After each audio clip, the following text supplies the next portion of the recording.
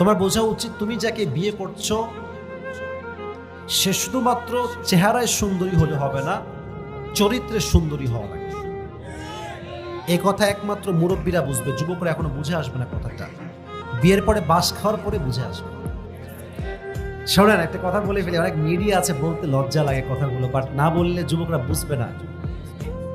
শারীরিক সম্পর্কের যে মজাটা আছে বিয়ের পরে, এটা 10 মাস, 1 বছর, 2 বছরে শেষ হয়ে যায়। শারীরিক যে আকর্ষণে বেশি দিন থাকে না স্যার, থাকে কি বিশ্বাস, সতীত্ব, ভরসা, চরিত্র। যুবক ভাড়া ঠিক কিনা বলো? দেখে মনে হবে ওয়াও মাশাআল্লাহ, very beautiful, let's get married with her, চলো বিয়ে করি তাকে।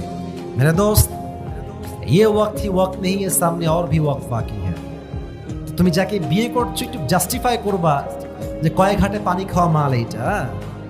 কথাগুলো একটু ইনডিরেক্টলি মানে খারাপ দিকে নিও না, আমি বুঝাই বলছি তোমাকে। তুমি যাকে বিয়ে করছো ও চরিত্রহীন, বিয়ের পরে বুঝলে সংসার তোমার 2 দিনও টুকবে না যুবক ভাইরা, ঠিক কিনা বলো? You have to try your best to justify her first. আগে বুঝবা কাকে বিয়ে করছো।